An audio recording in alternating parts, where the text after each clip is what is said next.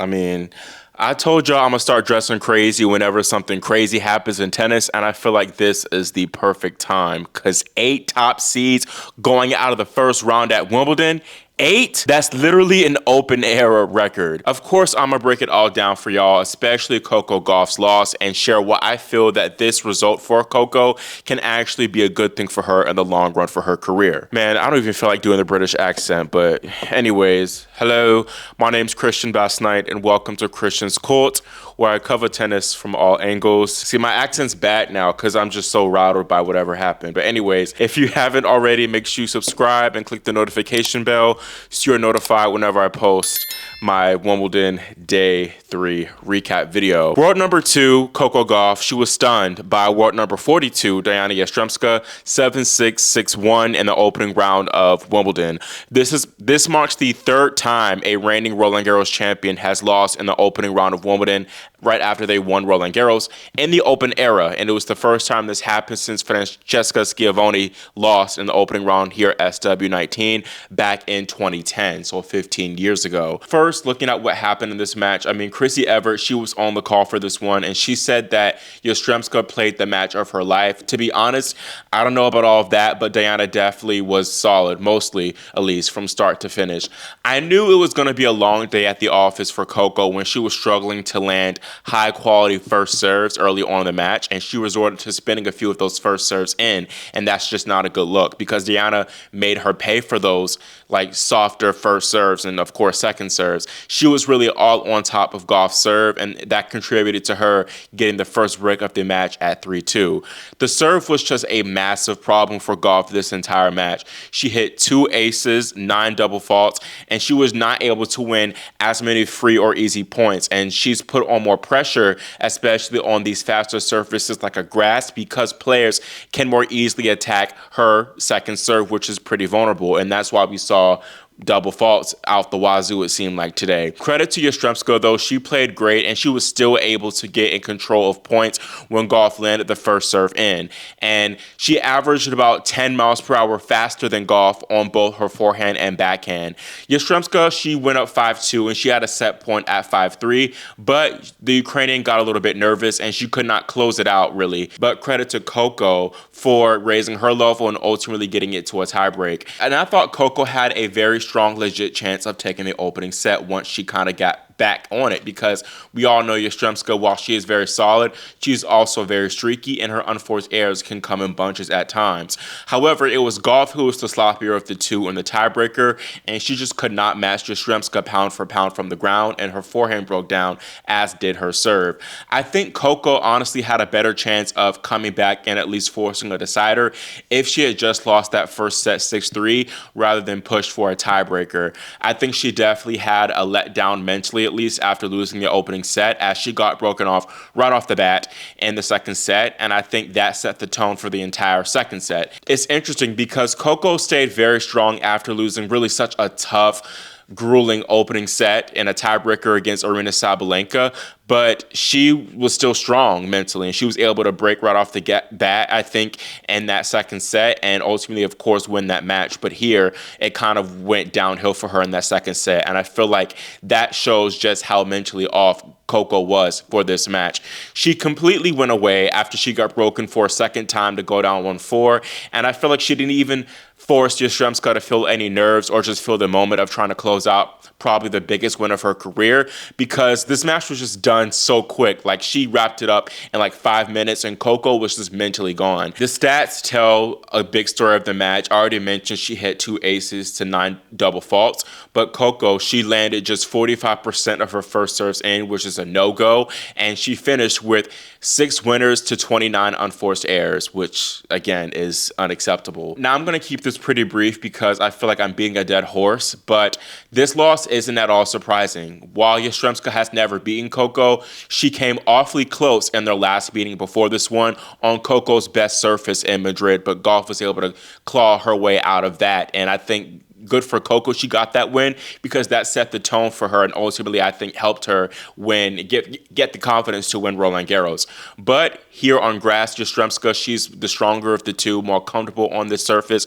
She made a final this season on grass in Nottingham, so I knew that much of this depended on which Diana came up and would show up to play. And today, A-level Diana came to play, and Gauff really, she was SOL-ish out of luck right now. And Coco even said herself that she knew when the draw came out that it was going to be a tough one for her, because she knows the threat that Yastremska poses for many top players. Concerning Coco's issues, I mean, I said it really all in my Berlin analysis video, and back then I said that loss was concerning for her Wimbledon prospects, but y'all weren't trying to hear it. Y'all said that wasn't a concerning loss. Her even playing Berlin, that was a huge mistake, and she really should have skipped it, had a little bit more time to recover after winning Roland Garros, making the finals of Madrid and Rome, but also going on that big old press and media tour. And she only arrived at Berlin a couple days before the tournament started, so she didn't really have ample time to practice. And then by the time she lost early round in Berlin, I don't think she went back home. She just stayed in Europe and continued to prepare for Wimbledon. So I think for sure a big mistake in the scheduling. And I think really, if it weren't for that Miu Miu fit, she would have probably skipped Berlin. And Coco, she kind of admitted this herself, in that Berlin was a mistake in her post-match press conference after the Yastremska loss. Coco said, "I feel like mentally I was a little bit overwhelmed with everything that came after Roland Garros, so I didn't feel like I had enough time to celebrate and also get back into it. But it's the first time in this experience of coming off a win and having to play Wimbledon. I definitely learned a lot of what I would and would not do again. I don't know whether or not I would play Berlin again if that were to happen with the French Open, just because I only practiced for 2 days. I don't know, I just feel like the surface I maybe could have used more matches. It's like finding a puzzle. I don't like to play the week before. It's a quick turnaround, so I think just trying to learn on whether it's better to train more and maybe play Bad Homburg or Eastbourne. I think when that time comes around again, if it comes around again, I'll approach it differently. I don't think it was all that either. I mean, like I said, Diana played great. I feel like I wasn't playing terrible in some points, and she was just hitting winners." Coco, 100% accurate, and I really enjoyed how she broke down and revealed that she does not like playing the week before a slam, so that's probably why she just went ahead and played Berlin. But I guess it was just a lose-lose situation, I feel, regardless, especially when you consider just how much tennis she had already played before Roland Garros. Again, she probably just should have skipped the whole press tour and just relaxed a little bit as much as she could have, and then I guess suck it up and play Eastbourne or Bad Homburg. Maybe she'll probably will next year and see how that fares for her. But it is what it is now. She can't change the past. Now, when you combine all of that in regards to, Coco not having as much time to prepare amidst the whole hoopla of her winning Roland Garros, and also her already present grass struggles, you get a result like this. And I knew, and I said this countless times, that Coco just is not ready to win Wimbledon. Her serve, return, and forehand are the three main things I feel that become weaknesses for her on these faster surfaces like a grass. And I think, too, her movement, which is probably her biggest asset overall, is not in her favor out there. It definitely wasn't during this match against Yastremska, as she struggled a lot with her footing and her defense. And the match was indoors, too. I think maybe that played a role, because it probably was a little bit more wet for her. And Chrissy Evers, she said that you cannot win Wimbledon playing passive. Thinking back to players who aren't the most aggressive players that still were able to win Wimbledon, at least recently too, you got Angelique Kerber and Simona Halep. They are more counterpunchers, but they're more consistent overall, I feel, than Coco. Coco's been trying to have that medium of, being consistent, but also going for her shots. And still, again, it's a struggle with her trying to, I guess, hit flatter from that forehand wing. A lot of Coco's forehand and her success behind that wing is her spin and being able to break opponents down, and she's not able to do that nearly as well on the grass. Simple as that. I think she will, but it might take her at least 5 years before we consider her a serious title contender. I think these losses like this actually will be good for her in her future prospects of trying to hoist that Venus Rose water dish. I say this because Had Coco been able to find a way past Yastremska, she could have scrapped her way to the quarterfinals, especially with her draw. It is kind of fine in her little section. I think she would have taken that in a heartbeat, really, after that quick turnaround from Roland Garros. But regardless, even if she came out of her section, she was not going to win the title. But I think that had she have made the quarterfinal and lost there at least, it would have made her more complacent and not as eager to adequately address those main issues that I talked about earlier, the serve, forehand, and her return. A round one loss will make her wake up even more. And we saw what happened the last time she lost in the first round at a slam, Wimbledon. Here in 2023, she won her maiden slam at the US Open, the very next major. If she wants to win Wimbledon, Coco needs to improve for sure her serve and make it an actual weapon. She can get away with it on the clay because it's not as fast, of course, and opponents aren't able to attack it as much. And plus, too, Coco's defense is able to kind of get her out of trouble and defend that any barrages that might come from a weaker second serve, but we saw today again that's not going to cut it on grass. And with return too, it's something she's got to figure out, because on clay she returns amazing, but on other surfaces she was just doing too much on her return, and we saw that today, going for too much on return and not even letting or forcing Diana to play, just giving her easy points off the return is quite something. In particular, it's that forehand return that's got to clean itself up. I do think Coco, of course, she has a decade to make those changes, and I think she will be just fine. One other thing that I think she can do starting now, to be honest, or I guess next year, is come forward more. Use her chip or slice forehand as an offensive shot to kind of position her to finish points off at the net. Coco still has solid net prowess and skills, even though she doesn't play doubles as much. So I think she can use her athleticism in the forecourt instead of relying on it so much in the further on backcourt. It's ironic though that Coco is kind of struggling at Wimbledon compared to the other slams, at least, because this is the site where she had her first big breakthrough back in 2019, because she has never made it to the quarterfinals here. She's 3 times a round of 16 is. Coco even said herself that she has the faith that if she makes necessary adjustments, she can do well here, and again, I think she will. Now, Gauff's loss opens her section up quite a bit, and even though she was the only seed that lost here, sure, Diana Yastremska could make it out, but she's just so streaky. I don't know if I can count on her. I think it will be a seed. You know, Ludmila Samsonova, really on paper, she should get through, as she just also got a great win over Maya Joint 3-2, who just won Eastbourne.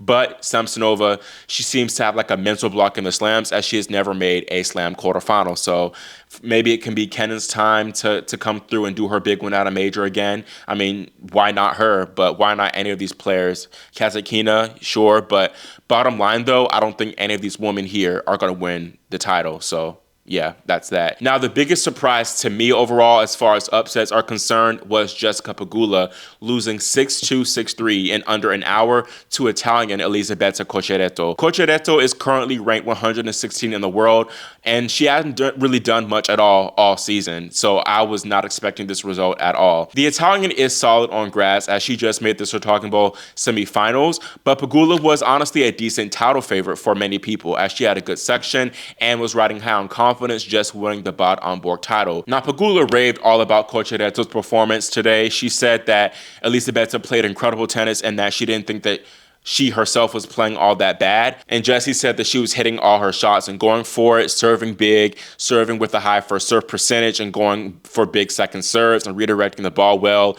and that it was honestly just her day. Now, I don't know if the stats agree with that, to be honest, because Pegula, she finished with 5 winners, 24 unforced errors. And yeah, maybe some of those were more forced errors than unforced errors, but then you got Cocciaretto, she hit 17 winners to 19 unforced errors. So again, a solid performance, it seems like, from her, but it wasn't anything so unplayable, I think, in my opinion. I really do think some of this boils down to the turnaround from Bad Homburg being a little bit too quick for Pegula, and there is a reason why a woman hasn't won Wimbledon after winning a grass court warm-up in over 20 years, I believe. She just came out sluggish, and now questions are rising about whether Pegula's time of winning a slam is kind of shutting.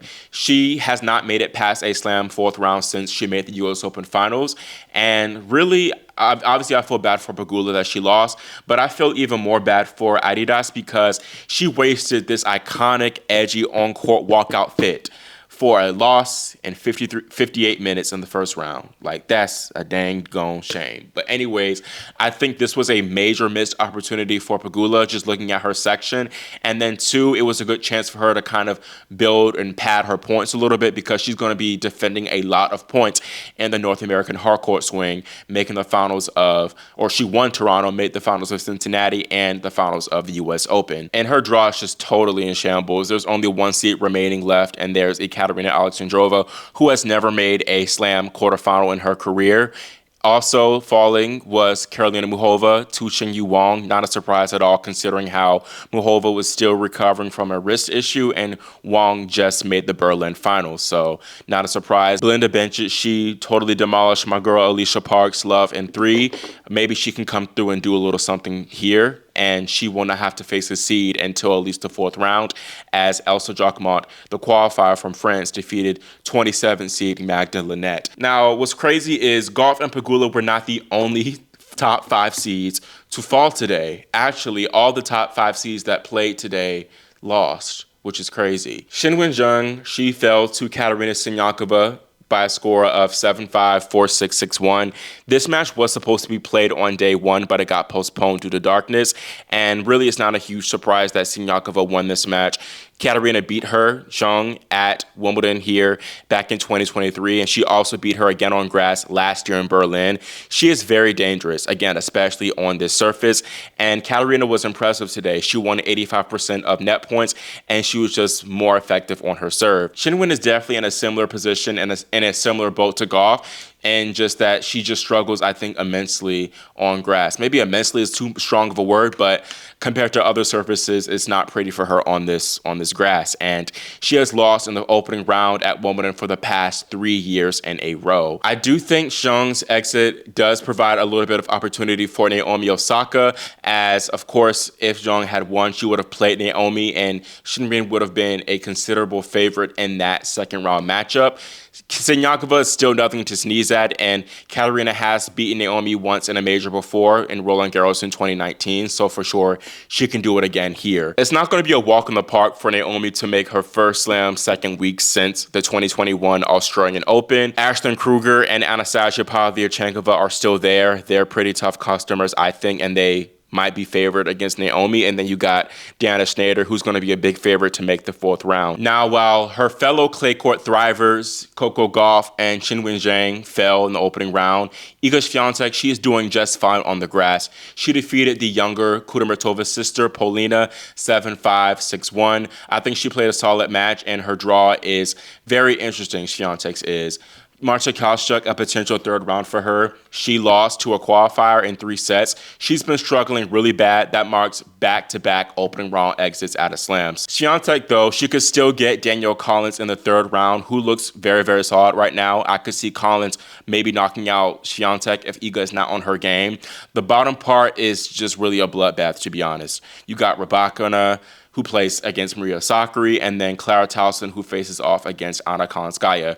Rybakina is my finalist pick, so I'm still going to be having her come through, but I wouldn't be shocked if she didn't come through in this section, because it's very, very tough. Another difficult section is Mira Andreeva's section. Mira would not have to face a seed, though, at least until the 2nd week, and much of that, or really all of that, is due to lucky loser Victoria Mboko. Mboko, she fell in qualifying in a heartbreaking manner. She held 5 match points against Priscilla Hahn, but she got the last-minute call-in lucky loser slot, and she defeated the 25th seed Magdalena Freck, really beat her like she stole something, 6-3, 6-2. Up next for her is another sister, and Haley Baptiste, who got a solid 3-set win over Sorana Cristea, so that would be very intriguing to see how that unfolds. Our defending champion, Barbora Krejcikova, got a very solid 3-set win, 3-6, 6-2, 6-1 over Alex Ayala, who just made the Eastbourne final, so very, very impressed by her. For sure, I think Krejcikova could make it out and go on a little bit of a run here again. Speaking of Czech former Wimbledon champions,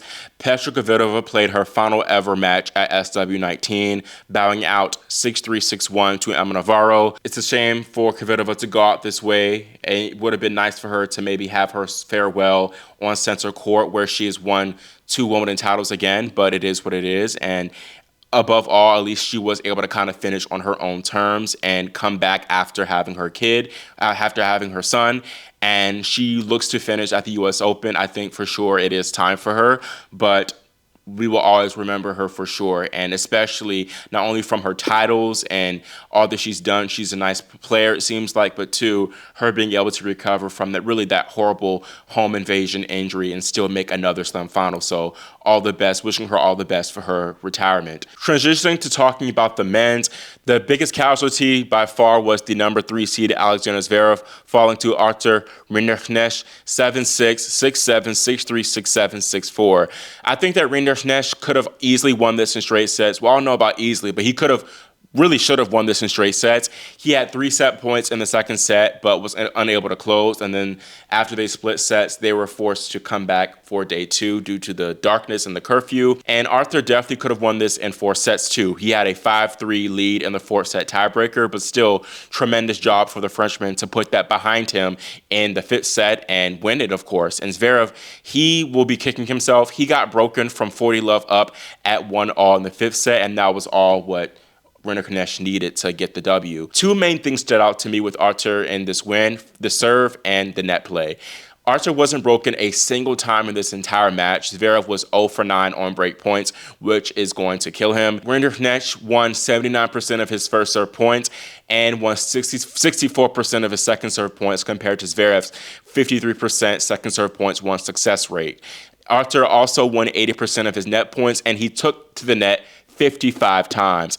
Once again, I think this type of result comes down to Zverev not risking enough. He didn't press the issue enough, and that's very important, especially on grass. You got to take more chances, and that's just why he's not successful on grass at Wimbledon. I knew that this was going to be a very tough match for him because Rinderknecht had been showing good form on the grass leading up to this slam, but I was not expecting Zverev to lose. It's very rare that you see Zverev lose these type of 5-set matches. Yeah, he'll tussle early on in the slam against a lower-ranked player, but he doesn't lose. And this is his first opening round exit at a major in exactly 6 years, as he fell in the Wimbledon opening round back in 2019. I think that Zverev, though, it was a little bit of a surprise also because he had been playing solid on grass, and that's why he kind of was feeling himself before the tournament started. He even said, I think people are forgetting I'm still the number 3 in the world, and I am the number 3 in the race, and I still am that man, and I'm looking forward to this championship. I can play well here.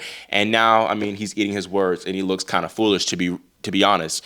And in his post-match press conference, he revealed that he is kind of losing hunger for, winning a major. And he said maybe for the first time I'll need therapy, and that he's dealing with a lot in the media and just lacking overall joy outside of tennis. Now, Alexander, I think a therapy session is long overdue for you, buddy. All shade intended. And also, I think many of those difficulties he's citing are self-imposed. But anywho, I think it's definitely a huge missed opportunity for the German. He really had a decent opportunity to make the semifinals. Yes, his biggest op, Taylor, would be in the way of that, but he at least really should have made the quarterfinals. It's really wild now that only 1 seed remains in this entire section, and that is Karen Khachanov, who really should come through and make the quarterfinals. Another man who had to come back after their day 1 match was postponed was Taylor Fritz. He defeated Giovanni Impeci-Pedicard 6-7, 6-7, 6-4, 7-6, 6-4. That was a really great effort from Taylor, especially because he really should have won that match on day 1. There was plenty of time left for him to finish off that match, to be real, but it's water under the bridge for now, and he was able to get the win, and that's all that matters. Now, it's not going to get much easier for the American as he now faces another French-speaking light-skin and Gabriel Diallo. That's a quick turnaround too for Taylor as he has to play now in day 3. Luckily, he didn't play that long today, only just 1 set, but still, you got to consider he is tracking quite a little bit of mileage heading into Wimbledon. He won Stuttgart and Eastbourne.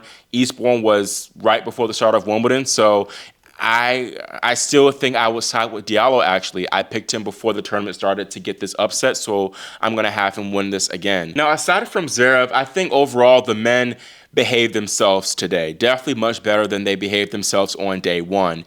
Looking at Jannik Sinner in his section, I mean, Sinner, not much to talk about here. He dominated his compatriot, Luca Nardi, 4-3 in love. And I saw that Sinner is now 15 in love, or 15 to nothing, I mean, against his fellow Italians. Sinner's projected third round opponent, Denis Shapovalov, fell to Mariano Navone in 4 sets. Not really a surprise at all.